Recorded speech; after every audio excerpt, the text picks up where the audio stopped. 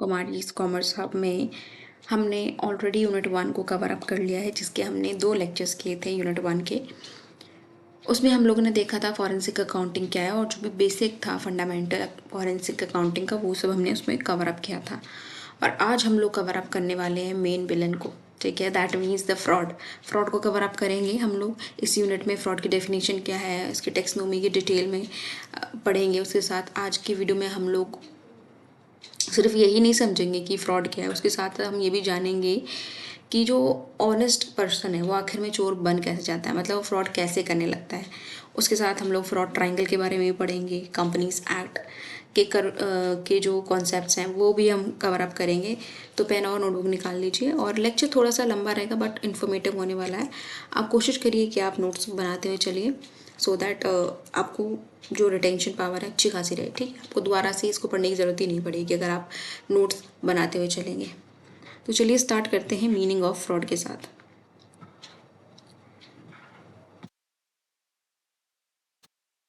So meaning of fraud की बात करें तो सबसे पहले एक चीज़ ध्यान रखिए कि जो फ्रॉड होता है वो एक इंटेंशनल एक्ट होता है। कौन सा एक्ट होता है? Intentional act of deception.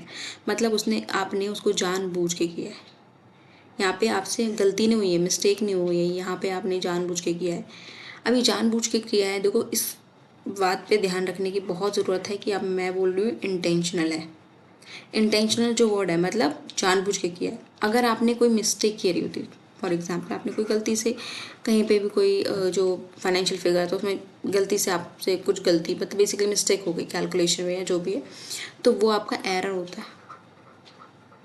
But अगर आपने जानबूझ के किया है, जानबूझ के आपने कहा नहीं यार मेरे को तो प्रॉफिट चाहिए, मैं अपना प्रॉफिट निकालना चाहता हूँ यहाँ से, कंपनी तो मुझे दे ही नहीं रही है, तो आपने जानबूझ के कर दिया, फाइनेंशियल फिगर्स में छेड़खानी कर दी, तो ये क्या हो गया? ये अगर आपने जानबूझ किया मतलब आपने इंटेंशनली किया है, then this becomes your fraud. इसको फ्रॉड बोलते हैं।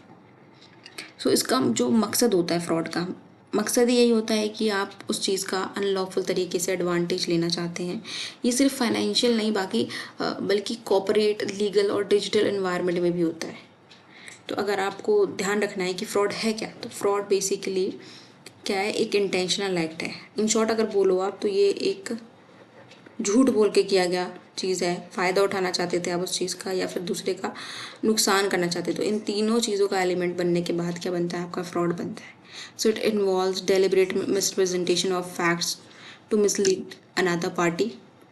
Next, fraud is not a error. Fraud को एरर समझने की गलती मत कीजिए या फिर मिस्टेक समझने की गलती मत कीजिए। ये एक प्लान्ड और कॉन्शियस एक्शन होता है, मतलब आपने जानबूझकर उसको प्लान करके प्रॉपरली एग्जीक्यूट किया है। और यहाँ पे जो मेन ऑब्जेक्टिव होता है फ्रॉड का, वो या तो पर्सनल हो सकता है या फिर फाइनेंशियल गेन के लिए हो सकता है। इसकी वजह से जो रिजल्ट होता है वो लॉस या डैमेज हो सकता है दूसरे पर्सन की इमेज का, उसके फाइनेंशियल्स का या फिर किसी ऑर्गेनाइजेशन के फाइनेंसेस का। जो फ्रॉड होता है it can occur in financial, corporate, legal और डिजिटल एनवायरनमेंट, तो कहीं पे भी अकर हो सकता है। अभी आ जाते हैं एसेंशियल एलिमेंट्स ऑफ फ्रॉड पर।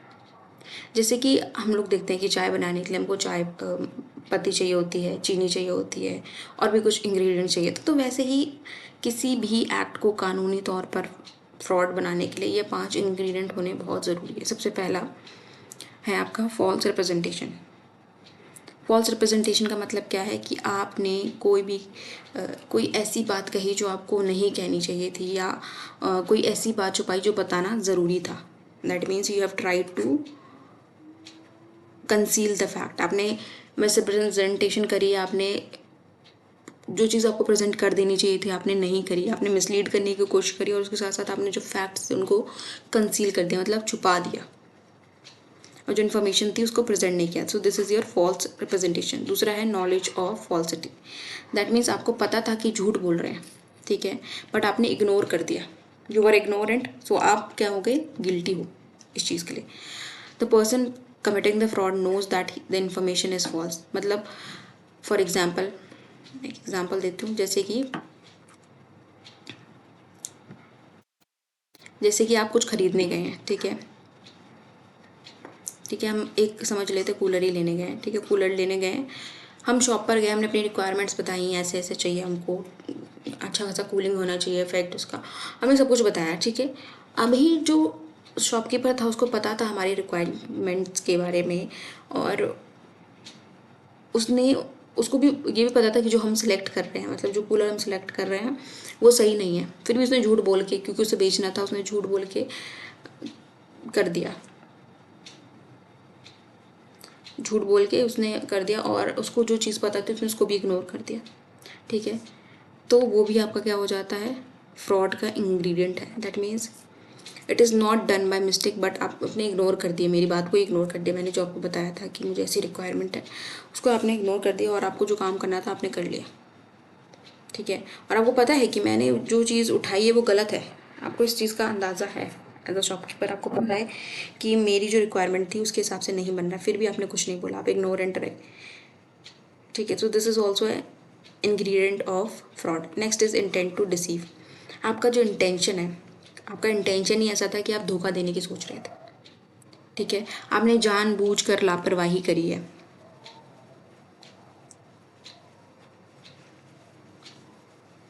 Next is reliance by victim, मतलब सामने वाले ने आपका झूठ पर यकीन कर लिया है, उसी बेस पर कोई एक्शन लिया, जैसे कि मेरे केस में हुआ था। मुझे जो शॉपकीपर है उसने बोला कि यही बेस्ट है मैडम, यही बेस्ट है, तो मैंने बोला कि ठीक है यार तो सही बोल रहा है, मैं ले लेती हूँ। उसने गलत इन्फॉर्मेशन दी, तब भी मैंने उसे करेक्ट मान के ले लिया, और मैंने उसी की बेसिस पर डिसीजन लिया। तो this is the reliance of victim, reliance by victim, ठीक है। नेक्स्ट इज लॉस और डैमेज। अब जो विक्टिम है वो सफ़र करेगा तो फाइनेंशियल लॉस या फिर अदर लॉस, जैसे मेरे केस में मैंने अगर कूलर खरीद भी लिया तो मुझे एक तो फाइनेंशियल लॉस हुआ, और दूसरा मुझे जिस रिक्वायरमेंट के लिए चाहिए था वो रिक्वायरमेंट ही पूरी नहीं हुई, और जो फ्रॉडस्टर है उसको गेन हो गया, प्रॉफिट हो गया, ठीक है, क्योंकि मैंने तो खरीद लिया, अभी उसको तो प्रॉफिट होएगा ना। अब आते हैं सबसे इंटरेस्टिंग पार्ट पर, जो कि है फ्रॉड ट्रायंगल का। ये है कि कॉन्सेप्ट एक्सप्लेन करता है कि लोग फ्रॉड क्यों करते हैं। तो यहाँ पे 3 जो कॉर्नर्स हैं फ्रॉड के, ठीक है, करने के, तो ये इसलिए इसको फ्रॉड ट्रायंगल बोला जाता है। सबसे पहला आपका होता है इसमें एक जो कोना है, ये आपका प्रेशर, ठीक है। तो ये क्यों है, क्योंकि शायद किसी एम्प्लॉय पर इतना ज़्यादा कर्ज था उसके घर में, या फिर किसी भी तरीके की इमरजेंसी थी, तो वो कभी कभी वर्क प्लेस टारगेट्स को, प्रेशर भी इंसान को गलत काम करवा देता है, मतलब लोग बार बार उसको प्रेशराइज कर रहे हैं कि काम करो काम करो, तो उससे वो मोटिवेट हो गया कि बार बार मुझे प्रेशर डालना, और मुझे इतना तो फ़ायदा मिलता नहीं है जितना ये लोग मेरे पे प्रेशर डाले, तो उसने क्या किया, फ्रॉड कमिट कर दिया। तो जो प्रेशर है यहाँ पे एक मोटिवेशनल फैक्टर की तरह काम कर रहा है टू कमिट द फ्रॉड। अब ये हो सकता है कि फाइनेंशियल प्रॉब्लम्स हैं, डेट है, या फिर पर्सनल नीड्स हैं किसकी, एम्प्लॉय की, इसलिए उसने ये ऐसा कुछ फ्रॉड कर दिया है। या फिर हो सकता है कि जो वर्क प्लेस है उस पर इतना ज़्यादा प्रेशर आ रहा था मीटिंग टारगेट्स कंप्लीट करने का, उसकी वजह से उसने गलत कर दिया, उसको पता था वो गलत कर रहा है फिर भी उसने कर दिया। या फिर जो एम्प्लॉयज़ हैं उनका जो, या स्टाफ है उसका जो लाइफ स्टाइल इतना ज़्यादा वो है कि उसके मन में लालच आने लग गया किस चीज़ के लिए, फ्रॉड कमिट करने के लिए। Okay, so this was all about pressure. Next is opportunity. Opportunity ये कैसे हुआ, अगर कंपनी का इंटरनल कंट्रोल वीक होता है तो कोई पूछने वाला नहीं है कि क्या कैसे हो रहा है ना। तो यही एक इंसान के पास पूरी, जैसे अगर पावर्स आ गई हैं तो उसको मौका मिल जाता है कि वो प्रॉपरली फ्रॉड कमिट कर सके। So opportunity arises when there is a weakness in the internal control. कोई ध्यान नहीं दे रहा, कोई अथॉरिटेटिव नहीं, कोई रिस्पॉन्सिबिलिटी नहीं है किसी की लेने की, ना कोई चेक कर रहा है, तो फिर ऐसे करके अपॉर्चुनिटी आ जाती है कि हाँ फ्रॉड आराम से कमिट हो सकता है, मैं आराम से पैसा निकाल सकती हूँ। तो ये एक कह सकते हैं रीज़न हो सकता है। लैक ऑफ सुपरविजन और मॉनिटरिंग, कोई ध्यान ही नहीं दे रहा, तो अगर कोई ध्यान नहीं दे रहा, मॉनिटर नहीं कर रहा, तो चांसेस बहुत ज़्यादा रहते हैं फ्रॉड होने के। पुअर सेग्रीगेशन ऑफ ड्यूटीज़, अगर आपने प्रॉपरली लोगों को ड्यूटीज़ एलोकेट नहीं कर रखा है तो उसकी वजह से इंडिविजुअल्स जो होते हैं वो पूरी तरह, मतलब एक ही इंसान रहेगा तो उसको मैनिपुलेट करना, मतलब सिस्टम्स को मैनिपुलेट करना ज़्यादा ईजी रहता है। Access to sensitive financial data, मतलब अभी देखो फाइनेंशियल डेटा अगर बहुत ज़्यादा सेंसिटिव है तो होता है ना कि किसी के पास अथॉरिटी रहती है, सिर्फ वही उस डेटा को एक्सेस कर सकता है। बट अगर किसी के पास रिस्पॉन्सिबिलिटी ही नहीं है, ठीक है, किसी के बीच में ड्यूटीज़ को एलोकेट ही नहीं किया है, पुअर सेग्रीगेशन, तो उसकी वजह से क्या होगा, किसी के पास भी अगर ऐसे एक्सेस रहेगा तो उसके पास तो अपॉर्चुनिटी क्रिएट हो जाएगी, वो चाहे तो उस डेटा को चुरा ले, फ्रॉड कमिट कर दे। नेक्स्ट है रेशनलाइजेशन, जो कि है जस्टिफिकेशन। तो ये सबसे बड़ा और ख़तरनाक चीज़ है, ठीक है, ये दिमाग का खेल समझ लो। फ्रॉडस्टर जो होता है वो अपने मन को समझाता रहता है कि मैं सिर्फ पैसे उधार ले रहा हूँ, बाद में लौटा दूंगा, कंपनी मुझे इतना काम सैलरी देती है तो फिर मैं इतना तो मेरा बनता है कि कोई बात नहीं, मैं तो ले ही सकता हूँ।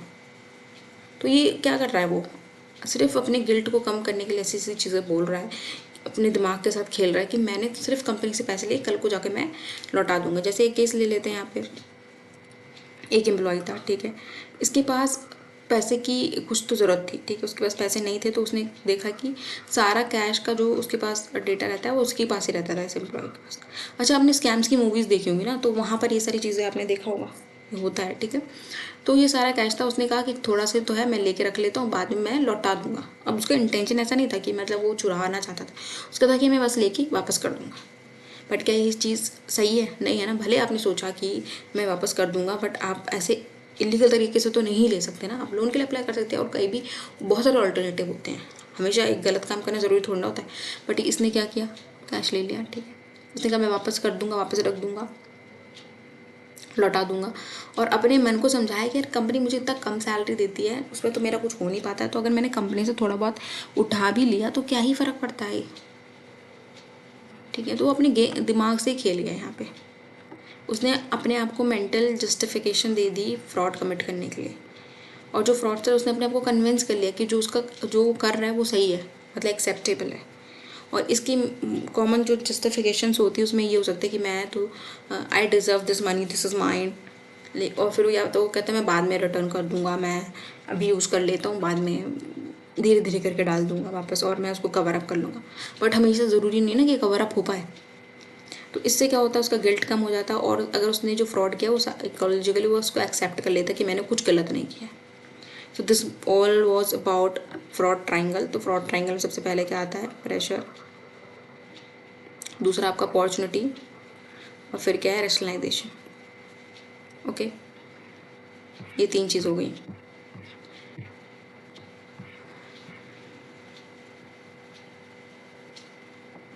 अब एक फ्रॉड जो है किसी भी लेवल पे हो सकता है, कोई भी लोग इस फ्रॉड को कर सकते हैं, डिफरेंट इंडिविजुअल्स इन्वॉल्व रहते हैं फ्रॉड कंडक्ट करने के लिए। जैसे यहाँ पे हम एम्प्लॉयज़ हो सकते हैं, तो एम्प्लॉयज़ एंगेज हो रहे हैं क्योंकि जो छोटी मोटी ज़रूरतें हैं उसको पूरी करने के लिए वो चोरी करने लगते हैं, थेफ्ट करने लगते हैं, मिस अप्रोप्रिएशन करने लगते हैं, फिर उनके पास जो रिसोर्सेज है उनको बुरी तरह से मतलब मिसयूज़ करने लगते हैं।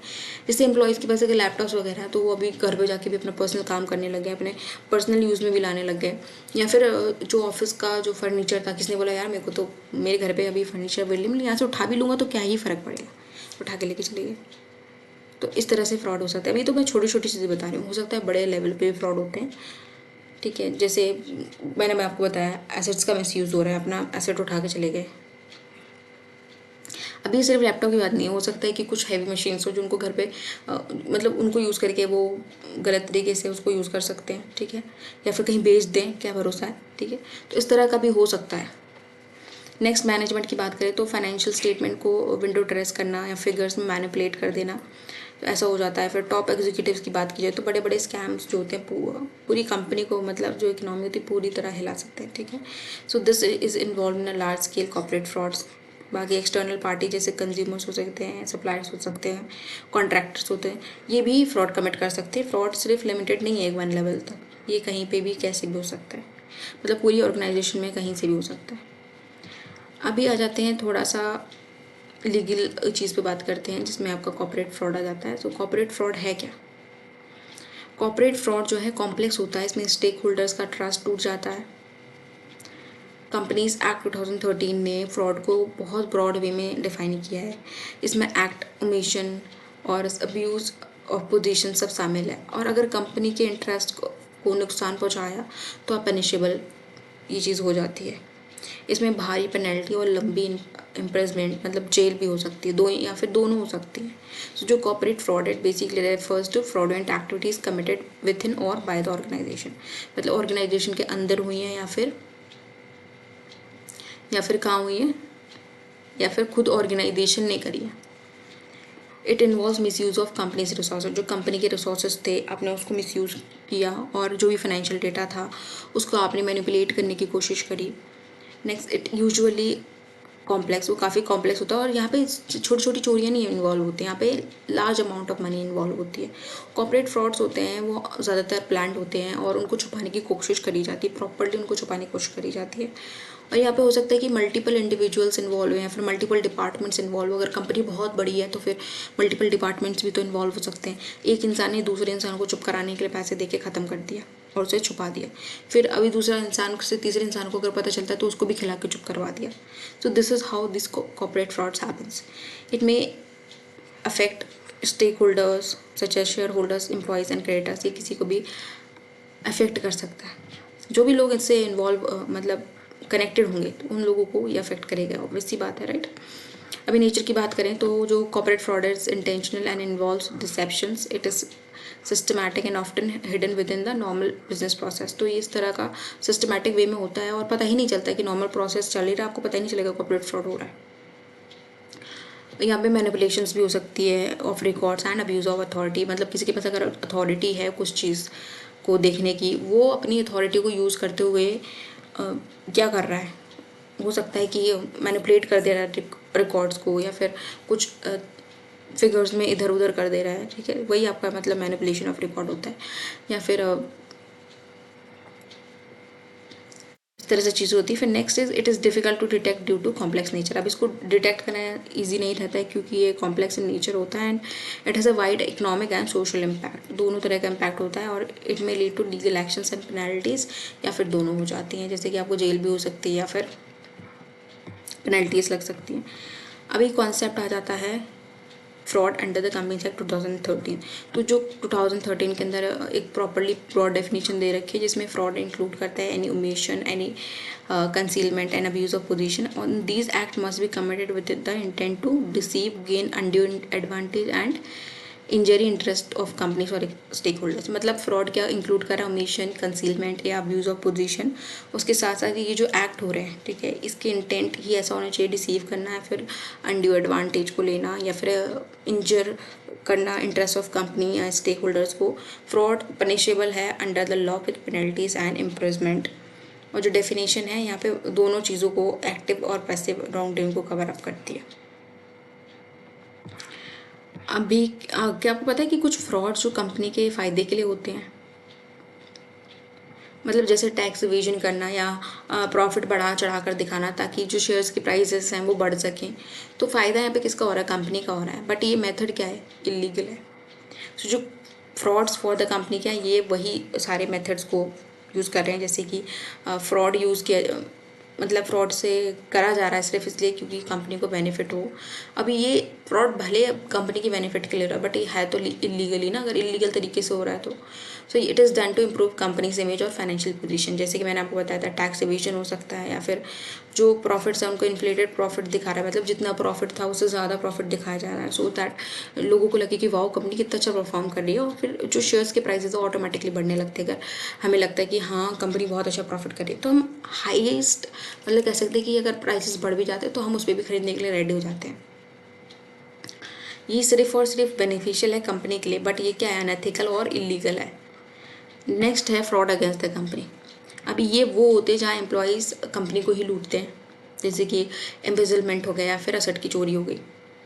तो these frauds cause the loss to the companies and usually committed by employees, external parties. For example, जैसे कैश की चोरी हो गई, असेट की चोरी हो गई या फिर एम्बेजलमेंट हो गई, तो they are directly reduce companies resources. अब इससे क्या हो रहा है, कंपनी के रिसोर्सेज पर सबसे ज़्यादा फर्क पड़ रहा है।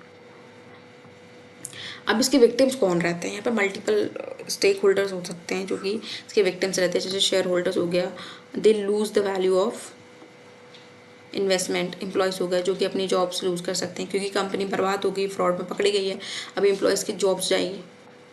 कस्टमर्स हो सकते हैं वो सफ़र करेंगे फाइनेंशियल या फिर सर्विस लॉस का। क्रेडिटर्स भी कर सकते हैं, उनको भी हो सकता है इनकी पेमेंट्स ही रिसीव ना हो, कंपनी पकड़ी गई है तो वो तो अपना पल्ला झाड़ के ख़त्म हो जाएंगे, बट क्रेडिटर्स तो फेस करेंगे, उनका तो पैसा इन्वॉल्व था। गवर्नमेंट भी हो सकता है कि विक्टिम रहे फ्रॉड के यहाँ पे, क्योंकि जो टैक्स रेवेन्यू है वो नहीं मिला भी गवर्नमेंट को, है ना, इसकी वजह से वो हो सकता है। नेक्स्ट सोसाइटी भी एट अ लार्ज इस चीज़ को फेस करती है क्योंकि अभी जो कंपनीज हैं उन पर फिर ट्रस्ट जो होता है वो कम हो जाता है। अब एंड में अगर फ्रॉड का असर सिर्फ पॉइजन तक लिमिटेड होता तो शेयर होल्डर्स की मेहनत की कमाई डूब जाती, एम्प्लॉयज़ अपनी जॉब खो देते, पूरी सोसाइटी का ट्रस्ट और बिजनेस का ट्रस्ट उठ जाता। तो इसलिए एज अ जो कॉमर्स स्टूडेंट हैं हम लोगों को ये ध्यान रखने की ज़रूरत है कि